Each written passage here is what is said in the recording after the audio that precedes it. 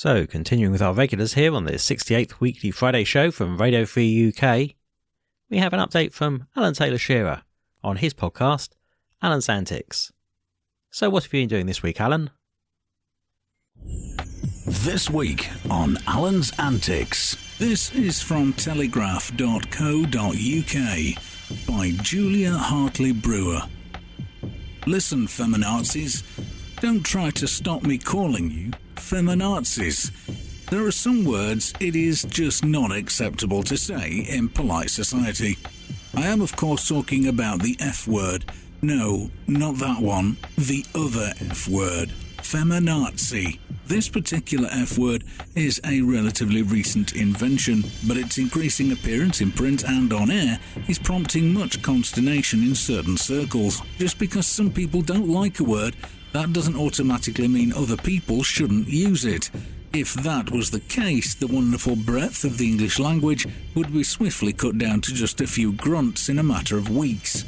Words have meaning, and often, as with the case of feminazi, that meaning can be very potent.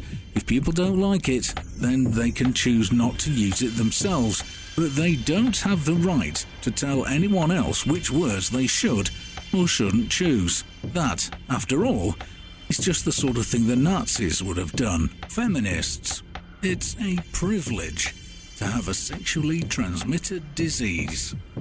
Feminists are celebrating Sexually Transmitted Disease Awareness Month, thank goodness this was back in April, with a hashtag campaign titled #ShoutYourStatus on Twitter, in which they announce they have the courage to say they have herpes or other STDs, an example of which is from ELD3393. I have #herpes and a fulfilling sex life. Being STI plus doesn't equate to the death of your sex life. #ShoutYourStatus.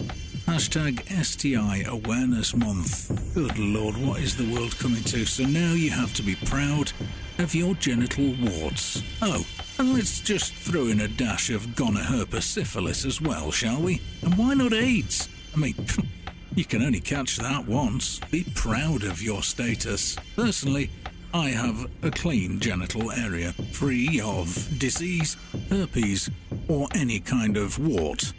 Shout your status. Well, here's a story about the latest country that wants to join the EU, and there are so many members of the EU out there that are desperate to get this country on board, and, well, here's a little story about them, which hopefully will speed their entry into the EU along as we exit.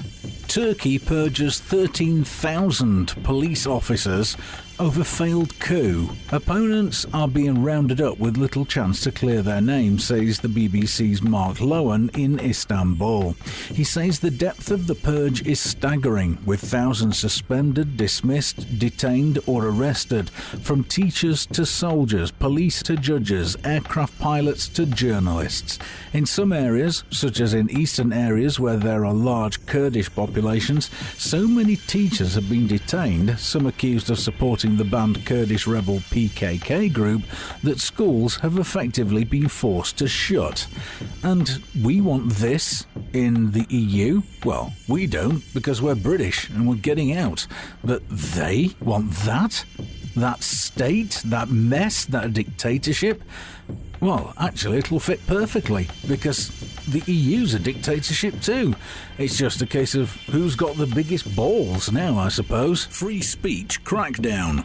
EU orders British press not to reveal when terrorists are Muslims. This is by Katie Mansfield. The ECRI suggested the British press should not report when terrorists are Muslims.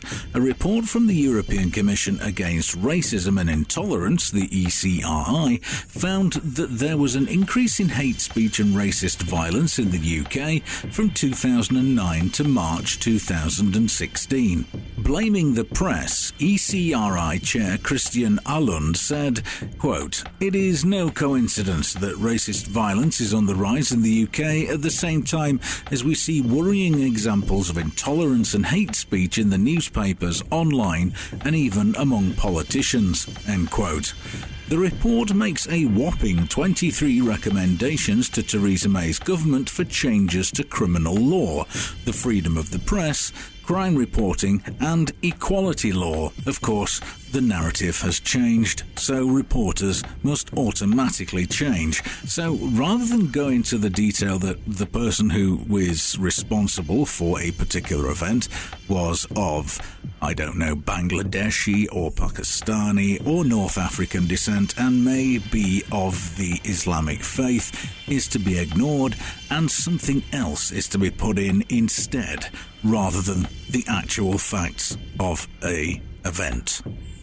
That's what the EU are saying, and hopefully we here in Britain will ignore that and just continue to tell the truth as much as possible. Well, I will tell the truth as I see it, because we all see things differently, and everybody's truth in that respect is different. So make sure you know all the facts about something before you go and comment on it on Fightbook or Twitter or any of these other platforms. Don't just take my word for it, and don't just take the word of anybody's, really.